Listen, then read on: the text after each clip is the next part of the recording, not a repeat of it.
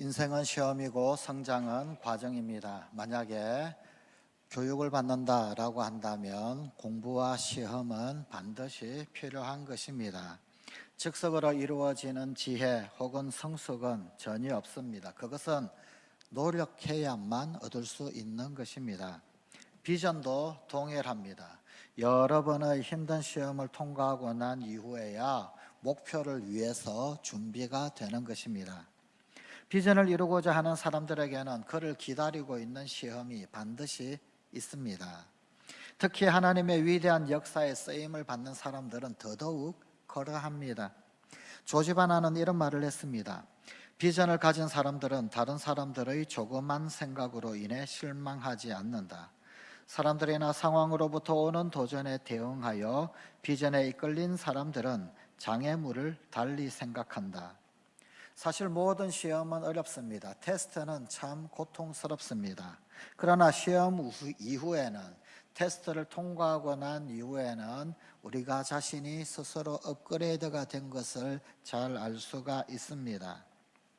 그러기에 고통이나 번민 그리고 실패를 통한 인내를 먼저 배우기 전에는 그 누구도 다른 사람을 이끌 권리를 가지지 못합니다.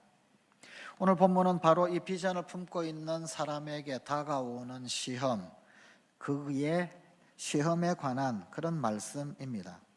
자, 비전을 이루기 위해서 통과해야 할 첫 번째 시험은 자원에 대한 시험입니다. 오늘 본문 7절 8절 말씀입니다. 내가 또 왕에게 아뢰되 왕이 만일 좋게 여기시거든 강서쪽 총독들에게 내리시는 조서를 내게 주사 그들에게 나를 용납하여 유다에 들어가기까지 통과하게 하시고 또 왕의 삼림 감독 아삽에게 조서를 내리사 그가 성전에 속한 영문의 문과 성곽과 내가 들어갈 집을 위하여 들보로 쓸 제목을 내게 주게 하옵소서하며 내 하나님의 선한 손이 나를 도우심으로 왕이 허락하고. 느헤미야는 주님, 만일 이 일 제가 하기를 원하신다면 거기에 합당한 자원을 주시옵소서라고 하나님께 기도를 하지는 않았습니다. 오히려 하나님께 기도한 것이 아니라 이 자원에 대하여서 왕에게 요청을 했습니다. 자원은 사람에게서 구하는 것입니다. 그런데 비전을 실행을 한다 혹은 아니면 그 어떤 거룩한 목표를 성취를 한다라고 했을 때 자원이라고 하는 것이 반드시 필요합니다.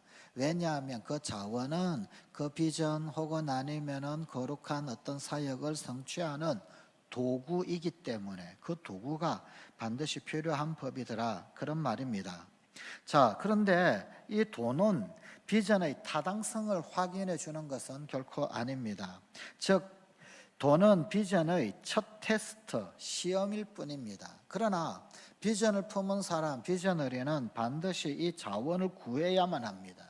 즉 자원은 리더의 책임이다, 그런 말입니다. 하지만 하나님을 의지하고 사람에게 하지만 교묘한 수를 쓰지는 마십시오. 오늘 본문 8절 말씀을 보면 하나님은 우리를 통해서 모금을 하게 하심을 볼 수 있습니다. 내 하나님의 선한 손이 나를 도우심으로 왕이 허락하고. 시작할 때 돈이 충분하지 않다라고 걱정하지 마십시오. 제한된 자금은 축복이지 결코 저주가 아닙니다.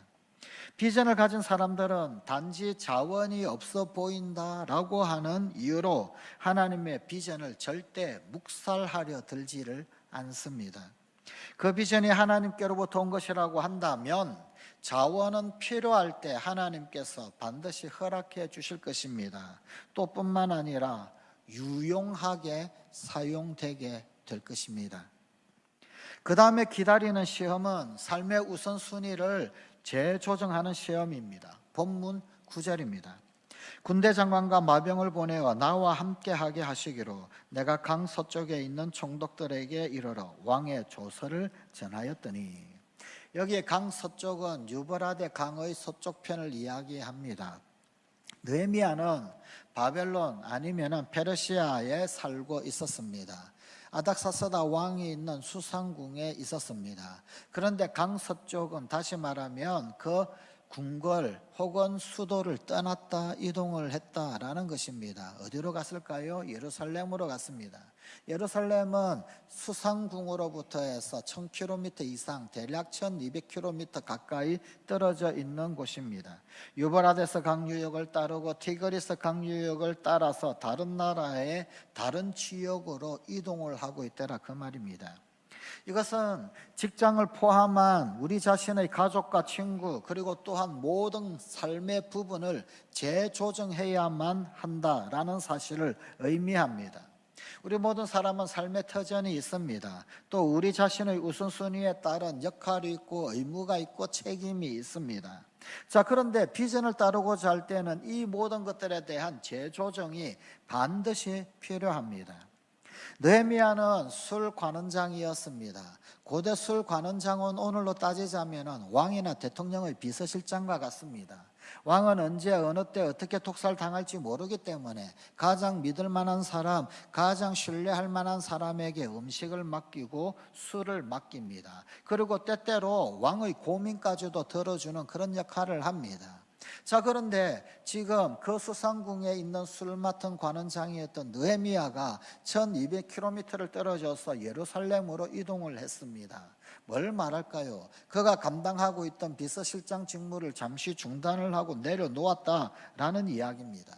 절대 왕의 신임의 자리에서 내려왔다 그런 이야기입니다.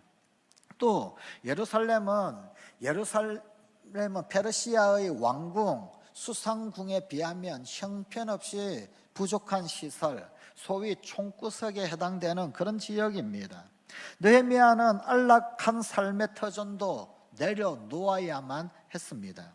비전을 따른다라고 하는 것은 이렇듯이 삶의 우선순위를 재조정하는 것을 말합니다. 어쩌면 가족과도 긴 이별을 해야 할는지도 모릅니다.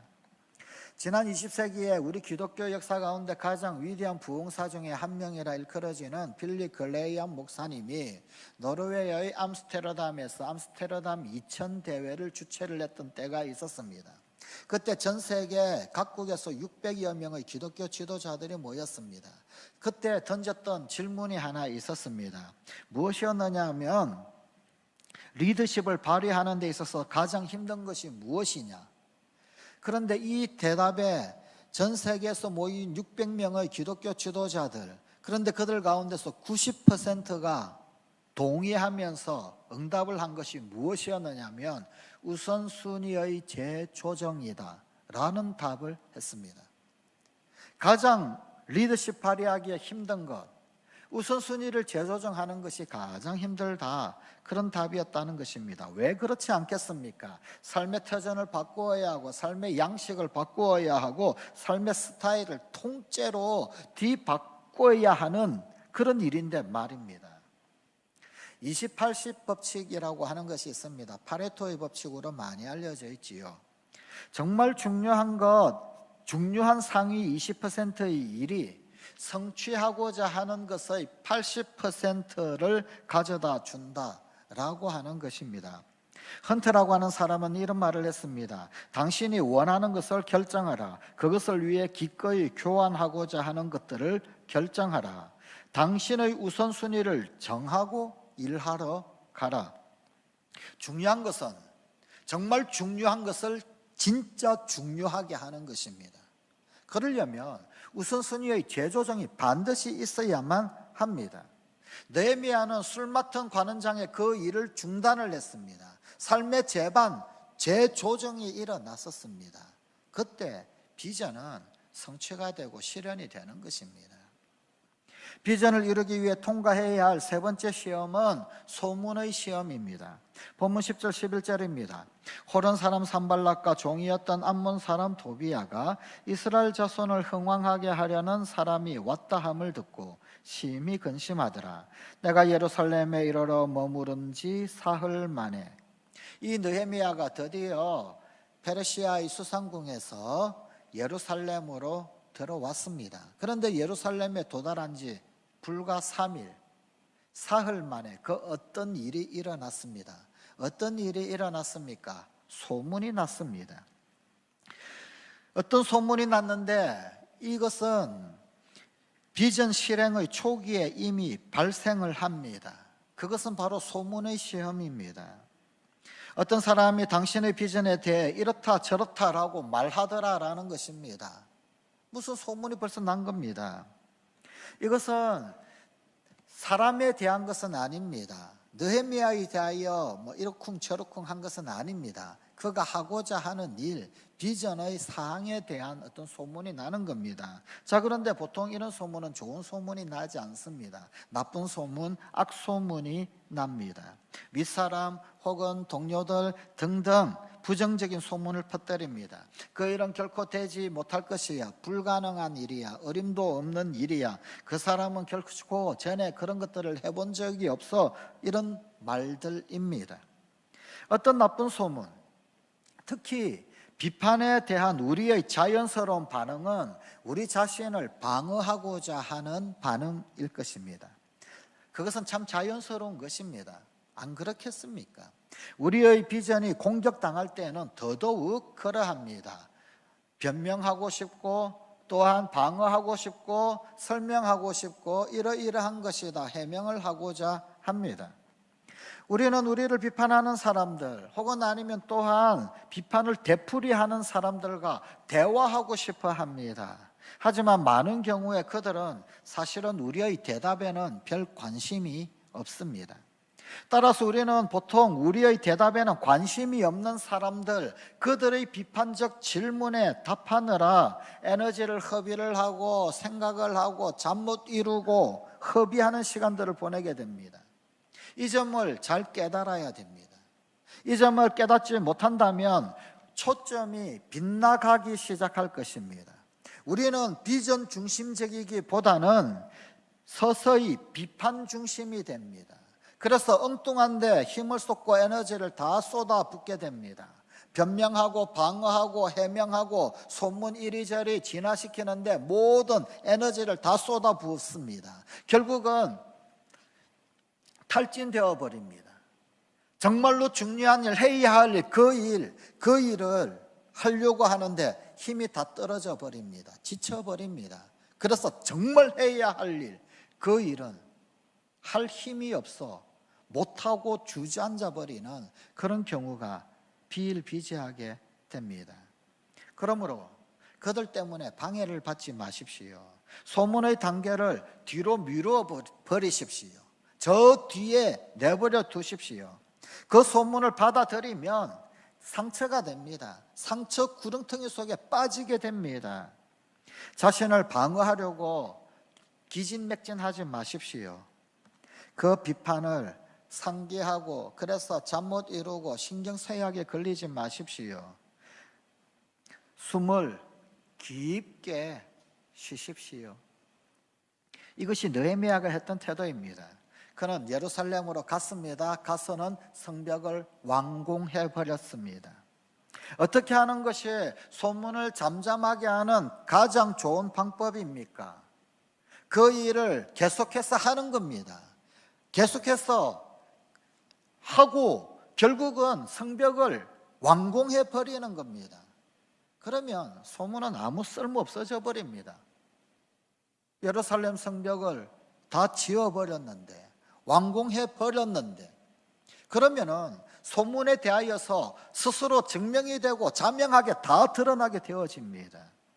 소문은 늘 있는 것입니다. 소문은 항상 따라오는 것입니다. 나도 우리도 결코 소문에 대하여서는 예외가 될 수가 없습니다. 그러므로 그것을 너무 개인적으로 상처가 되도록 받아들이지 마십시오. 이러한 시험, 이러한 테스트는 우리 모두에게 반드시 있는 것이다. 소문이라고 하는 것은 불과 사흘 만에 3일 만에 예루살렘에 다 퍼질 정도로 그렇게 소문은 늘 따라다니는 것이다. 기억하십시오. 비전을 이루고자 하는 비저너리에게는 많은 시험이 있습니다. 자원에 대한 시험, 우선순위의 재조정에 대한 시험, 또 소문의 시험이 있습니다. 그리고 재평가의 시험이 있습니다. 오늘 본문 12절부터 16절까지의 말씀입니다. 내 하나님께서 예루살렘을 위해 무엇을 할 것인지 내 마음에 주신 것, 이것이 비전입니다. 하나님께서 내 마음에 주신 것, 무엇을 할 것인지 내 마음에 주신 것, 그 비전, 그것을 내가 아무에게도 말하지 아니하고 이때까지 아직 예레미야는 비전을 선포하지 않았습니다. 아무에게나 비전을 이리저리 떠벌리고 돌아다니지 않았습니다. 무엇을 했습니까? 대신 이리저리 살폈습니다. 밤에 일어나 몇몇 사람과 함께 나갈새 내가 탄 짐승 외에는 다른 짐승이 없더라. 얼마나 그 예루살렘이 황폐했느냐 하면 다른 짐승조차도 살기 어려운 정도로 황폐했다, 그런 이야기입니다. 그 밤에 골짜기 문으로 나가서 용정으로 분문에 이르는 동안에 보니 예루살렘 성벽이 다 무너졌고 성문은 불탔더라. 앞으로 나아가 샘문과 왕의 못에 이르러서는 탄 짐승이 지나갈 곳이 없는지라. 돌 위에 돌무덤으로 가득 차가지고 짐승조차도 그 돌 사이를 비집고 나아갈 수 없을 정도로 그렇게 무너지고 황폐해져 버렸더라라는 것입니다. 그래서 어떻게 했습니까? 그는 그 밤에 시내를 따라 올라가서 성벽을 살펴본 후에 짐승이 지나가지 못하는 곳을 굳이 내려서, 짐승에서 내려서 그 무너진 돌무더기 사이를 헤집고 지나가며 결국은 다 살폈습니다. 샘문도 혹은 성벽도 시내도 다 살펴보았습니다. 그 후에 돌아서 골짜기 문으로 들어와 돌아왔으나 방백들은 내가 어디 갔었으며 무엇을 하였는지 알지 못하였고 그들은 여전히 알지 못하는 상태입니다. 나도 그 일을 유다 사람들에게나 제사장들에게나 귀족들에게나 방백들에게나 그 외에 일하는 자들에게 알리지 아니하다가. 이 말씀이 우리에게 무엇을 이야기해 주고 있습니까? 느헤미야는 1000km 이상, 1200km, 즉 수상궁에 있다가 페르시아의 수상궁에서 유다의 예루살렘으로 옮겨왔습니다. 아마도 수상궁에서 생각을 했겠지요. 예루살렘이 어떻게 멸망되어져 있고 어떻게 무너졌을까? 이것을 재건축을 하고 재건을 하려면 어떤 비용이 들겠으며 어떻게 하면 될 것인가? 나름 계획을 잘 세우고 있었습니다. 그러나 1200km를 이동해서 직접 현장에 와서 볼 때는 상상하고 생각하고 그림하고 계획한 것하고는 반드시 다르게 되어져 있습니다. 그렇지 않습니까? 와서 보니 다르더라는 겁니다. 그러면 어떻게 해야 합니까? 재평가를 해야 하는 것입니다. 그 형편이 아주 처참했습니다. 상상하는 것보다도 훨씬 더 처참한, 어디에서부터 뭘 어떻게 손을 대야 할지 모를 정도로 엉망진창인 그런 상황이었습니다.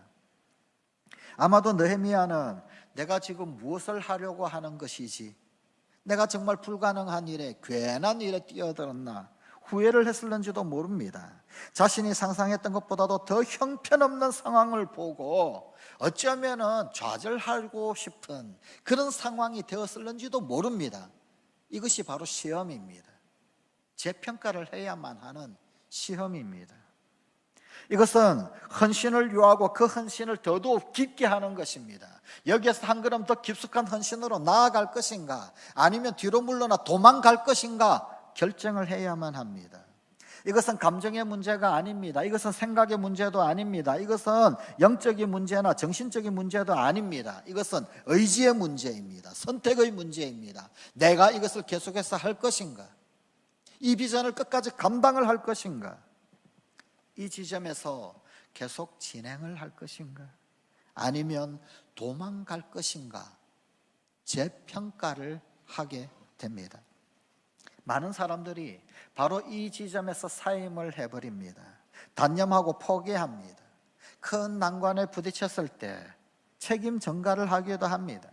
내 일이 아니라 다른 사람 그 누군가의 일 아닐까, 그리고는 빠져나가려고 궁리를 합니다. 그러나 어떤 사람은 이러한 형편에서 더 깊숙한 헌신을 합니다.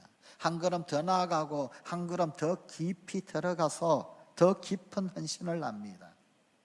성관가족 여러분, 개인적인 헌신은 나 자신만을 위하거나 혹은 우리만을 위한 일일 뿐만 아니라 다른 사람들을 위한 것이기도 합니다. 나를 따르고 우리를 따르려고 하는 사람들을 위한 것이기도 합니다. 깊은 헌신은 지도자의, 리더의 영혼에 있는 것이고, 그것이 다른 사람을 견고하게 하고 다른 사람을 일으켜 세우고 다른 사람에게 또 다른 어떤 영감을 심어주게 합니다. 힘을 주고 뿐만 아니라 리더를 따르고 비저너리를 따르고 지도자들을 따르게 하는데 필요한 힘을 주는 것입니다. 그것은 리더의 헌신에서 비롯되는 것입니다. 리더가 헌신하지 아니하면 따르는 사람들도 결코 영감을 얻지 못합니다. 잭슨 브라운 2세라고 하는 미국 핏볼의 유명한 감독이 이런 말을 했습니다. 당신이 진정하기를 원하는 삶을 절대 포기하지 말라. 큰 꿈이 있는 사람은 모든 정보를 가지고 있는 사람보다 더 힘이 있다. 정보들은 이래서 안 되고 저래서 안 되고 요래서 안 되고 안 되는 수십 수백 가지의 정보를 나열해낼 수 있습니다. 그러나 그것보다도 훨씬 더 큰 것은 꿈입니다. 꿈이 훨씬 더 정보보다 강력한 힘을 가지고 있습니다. 비저너리는 이 재평가의 시험을 반드시 거쳐야만 합니다. 비전에 대한 또 다른 시험이 있습니다. 바로 동력자 모집의 시험입니다. 오늘 본문 17절 18절입니다. 후에 그들에게 이르기를 우리가 당한 공경은 너희도 보고 있는 바라. 예루살렘이 황폐하고 성문이 불탔으니 자 예루살렘 성을 건축하여 다시 수치를 당하지 말자 하고, 또 그들에게 하나님의 선한 손이 나를 도우신 일과 왕이 내게 이런 말씀을 전하였더니 그들의 말이 일어나 건축하자 하고 모두 힘을 내어 이 선한 일을 하려 하매. 대부분의 중요한 비전은 사람들을 필요로 합니다. 지도자다, 리더다 이런 말을 할 때 혼자서 무슨 지도자이며 혼자서 무슨 리더가 되겠습니까? 따르는 사람이 있어야 지도자지요. 함께 같이 동력하는 사람이 있어야 그래야 리더지요. 결코 혼자서 지도자가 되거나 리더가 되거나 그럴 수가 없습니다. 더더군다나 하나님의 일은 반드시 동력자들이 필요합니다. 비전을 품은 자는 그러기에 따르는 동력자를 모집하기 위하여서 공감대와 필요를 느끼도록 동기를 부여를 해야 합니다. 오늘 본문 17절, 18절은 어떻게 동력자를 모집할지 그 과정을 잘 보여주고 있습니다. 그 첫 번째 단계가 무엇입니까? 본문 17절입니다. 우리가 당한 공경은 너희도 보고 있는 바라. 필요를 제시했습니다. 지금 공경이 있지 않느냐? 예루살렘 성벽이 무너져서 성전 건축도 못하고 성전에서 예배도 못 드리고 제사도 못 드리고 예루살렘 성벽이 무너져서 사람들이 살지 못하게 되고 노략질 당하게 되고 도둑질 당하게 되고 어려운 공경이 아니냐? 필요를 제시를 한 것입니다. 비전이라고 하는 것은 가만 보면 사실은 필요를 해결을 하는 것입니다. 그러기에 필요를 제시하는 것으로 동력자 모집을 시작을 합니다. 두 번째 단계는 행동을 촉구하는 것입니다. 필요만 제시하고 주저앉아 있으면 안 됩니다. 이제 무엇을 하자? 행동 촉구를 해야 합니다. 우리가 다시는 수치를 당하지 말자. 일어나 성벽을 건축하자. 성벽 건축에서 더 이상 노략질도 당하지 않고 수치도 당하지 않고 그렇게 하자. 액션을 취하자라는 것입니다. 그는 비전을 아주 단순하게 한정을 했습니다. 자, 일어나 함께 성벽을 건축하자.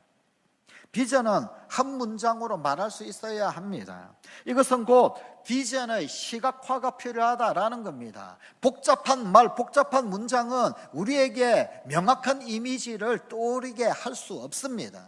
한 문장으로 명확하고 분명하게 제시된 비전의 말로 이미지를 분명하게 만듭니다. 시각화하게 만든다 그 말입니다. 분명한 시각화가 되면 될수록 시각화된 비전이 행동의 촉구를 가져옵니다. 동력자를 모집할 때 필요를 제시를 하고 그리고 행동을 촉구합니다. 그 다음은 하나님의 개입을 보여주는 것입니다. 오늘 본문 말씀에서 느헤미야가 무엇을 간증하고 있습니까? 또 그들에게 하나님의 선한 손이 나를 도우신 일과 왕이 내게 이런 말씀을 전하였더니, 하나님이 행하신 일이 무엇입니까? 왕이 느헤미야에게 행해 주었던 일이 무엇입니까? 그것은 바로 기적이었습니다. 사실 느헤미야는 1200km 떨어져 있는 저 페르시아의 왕궁에서 왕의 비서실장 일을 하는 사람입니다.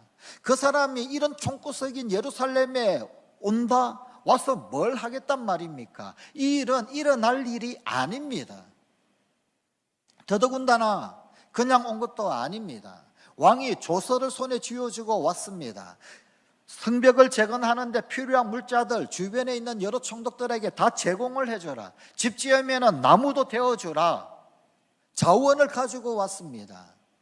이 일은 기적이었습니다. 이것은 하나님께서 허락하시는 일이구나, 하나님이 도와주시는 일이구나, 그냥 가만히 있어서는 결코 일어날 것 같지 않은, 일어날 수도 없는 일이었습니다.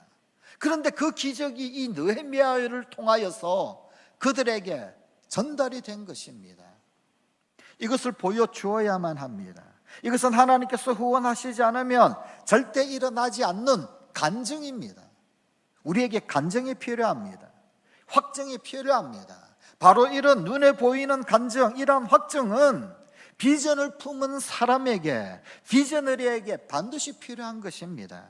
그리고 이러한 일은 그 비저너리를 따르는 사람들, 그 리더를 따르는 사람에게는 더더욱 필요합니다. 왜냐하면 리더가, 비전을 품은 사람이 경험했던 그 과정들, 그것을 그들은 전혀 보지 않았기 때문입니다. 그러므로 그들에게 그것을 대신 주어야 합니다. 봐라, 하나님이 도와주신다. 하나님의 도움을 그들에게 건네주어야 합니다. 봐라, 왕이 이렇게 건축자재를 지원해 준다. 그것을 그들에게 보여주고 전달해 주고 지어주어야만 합니다. 리더가 지난날에 경험했던 그 기적을 그들에게 말하면 그들은 말하기를, 그 간증을 통하여서 하나님께서 정말 이 일을 하게 하시는군요, 그렇게 반응하게 됩니다. 아, 하나님이 후원하시는구나. 아, 하나님이 길을 열어주셨구나. 아, 하나님이 닫힌 문을 열어주셨구나. 아, 여기에 뭔가가 있구나. 비저너리는, 리더는 그것을 보여주어야 합니다. 그것을 던져주어야 합니다. 그들은 본 적이 없고 들은 적이 없기 때문입니다. 오늘날 사람들은 하나님께서 행하고 계신 것의 한 부분이 되기를 원하고 있습니다. 그리스도인이라면, 하나님의 백성이라면, 예수님의 제자라면 하나님께서 행하시는 그 일의 일부분에 내가 속하기를 원하는 마음이 있습니다. 그 기적 가운데 내가 들어가 있기를 원합니다. 하나님이 행하시는 그 놀라운 역사 가운데 나도 그 한 부분이기를 원하는 그런 거룩한 욕심이 믿는 자라면, 성도라면 누구에게나 있습니다. 무엇을 말합니까? 기적이 삶의 한 부분이 되는 것을 말합니다. 그래서 기적이 상식이 되어야 합니다. 그리고 그 기적의 일부분이 되도록 또 다른 사람들을 초청을 하고 초대를 해야만 합니다. 계속되는 성경 말씀을 보십시다. 그들의 말이 일어나 건축하자 하고, 느헤미야의 그 행동 촉구, 그 도전에 백성들이 응답을 합니다. 즉각 실행을 합니다. 행동의 촉구가 필요합니다. 비전을 제시를 하고 하나님 도와주시고 열어주셨던 문이 이것이다, 그 문이 활짝 열려있음을 보여주어야 합니다. 그리고 행동 촉구를 하면 사람들은 나도 기적의 한 부분이 되기를 원한다 라고 하는 거룩한 소원은 하나님의 사람이라면 누구나 있기에 동참하게 됩니다. 그러나 여섯 번째 시험은 가장 고통스러운 것입니다. 그것은 반대의 시험입니다. 본문 19절입니다.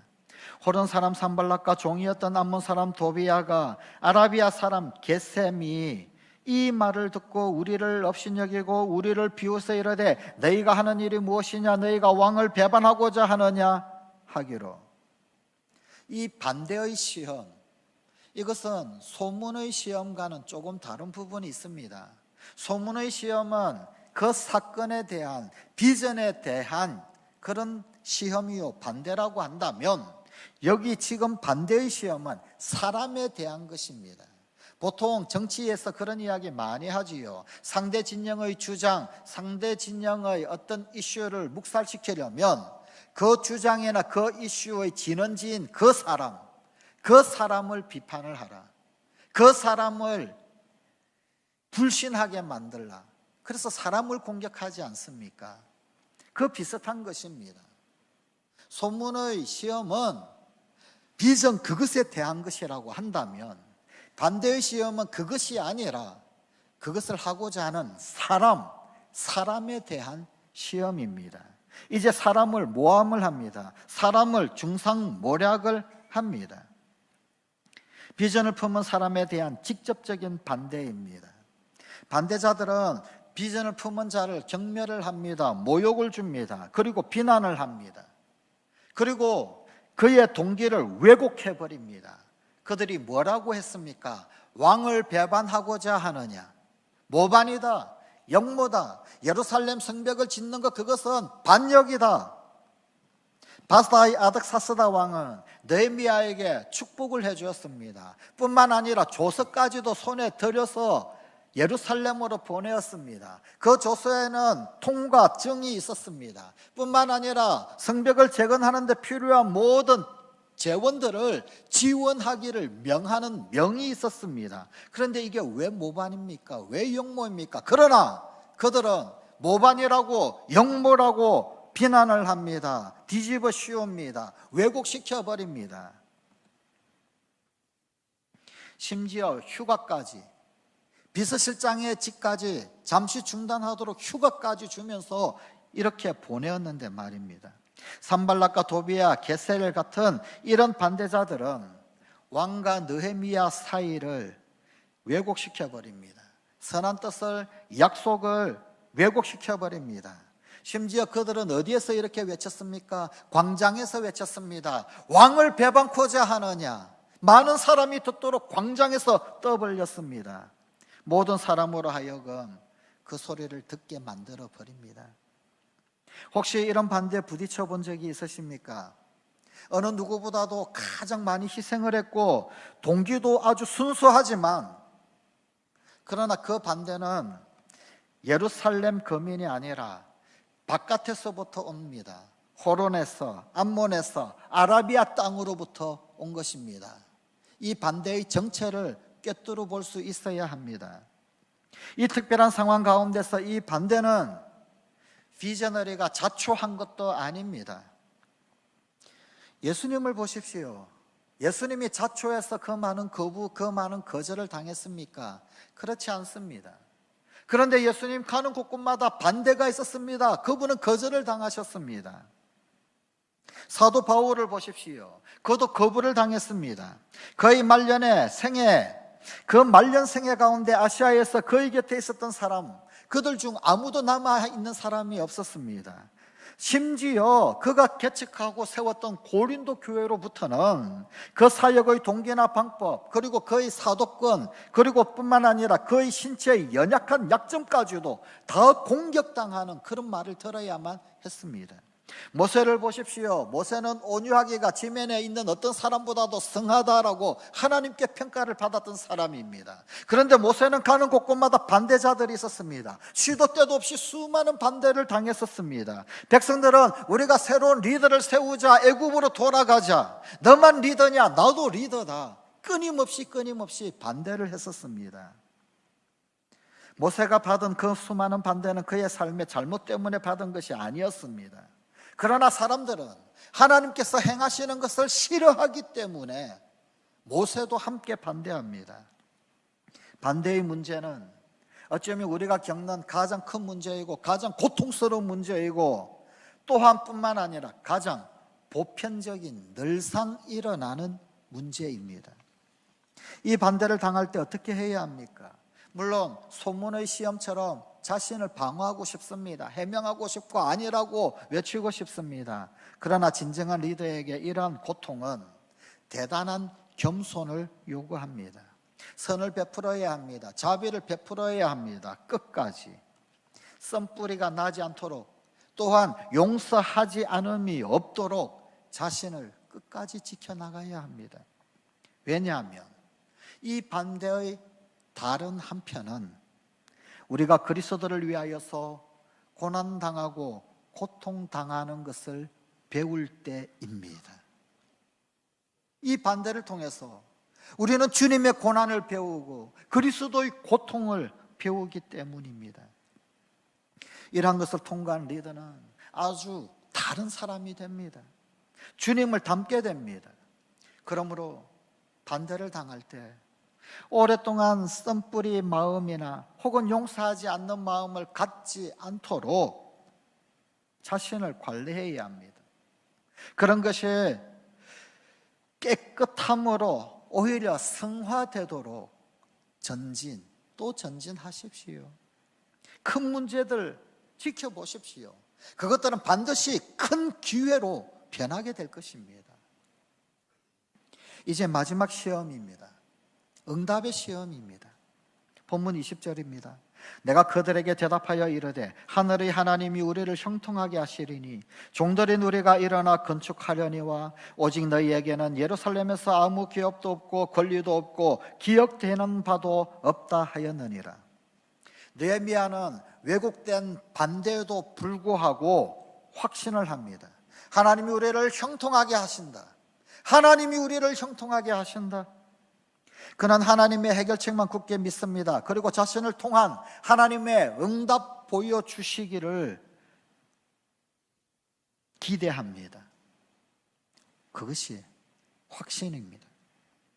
어떨 때는 너무 힘들어서 동참했던 사람들이 다 떠나가 버릴 때도 있습니다.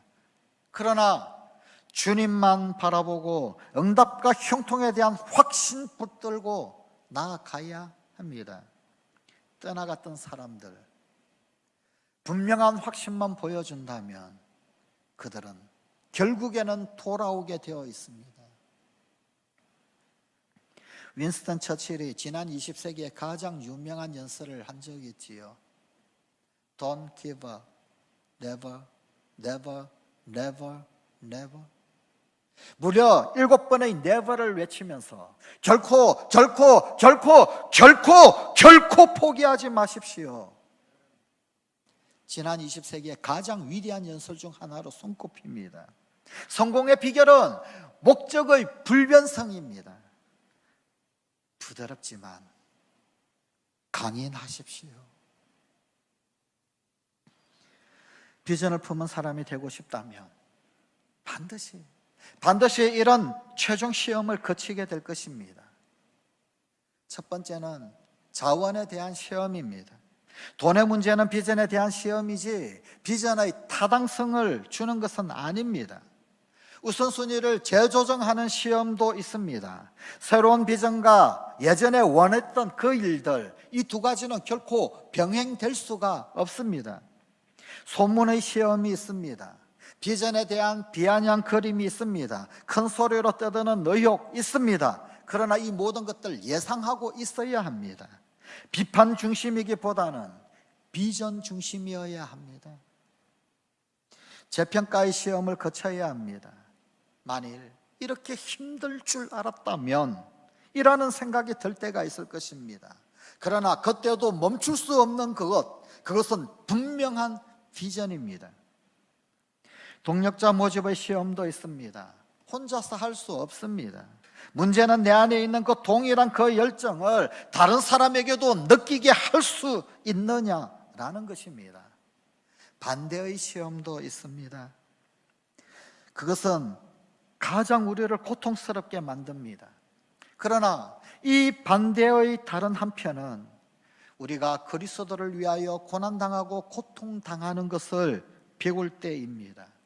그리고 응답의 시험이 있습니다. 내가 마지막으로 서 있는 사람이 된다고 할지라도 상관하지 않겠다. 하나님의 은혜에 의해 나는 결승점에 도달할 것이다 확신하며 분명하게 서게 될 것입니다. 우리가 통과해야 할 시험은 결코 쉬운 것이 아닙니다. 그러나 산을 움직이는 사람은 조그마한 돌 하나 움직이는 것으로부터 시작을 합니다.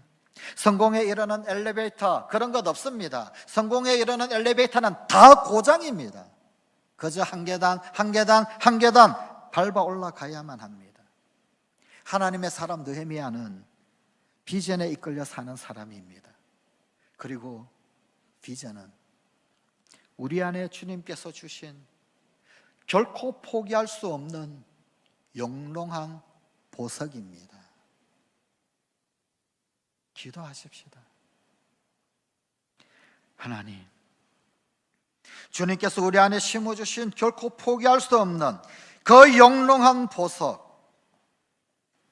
흙에 묻히고 먼지 묻어 빛을 잃어가는 것 아니라 잘 갈고 닦아 반짝반짝 빛나는 보석이 되는 그 보석을 품에 안고 있는 우리 사랑하는 성광가족들 되게 하여 주시고, 특별히 우리 성광의 자녀들, 우리 성광의 젊은이들이 되게 하여 주시옵소서. 예수님 이름으로 기도드리옵나이다. 아멘.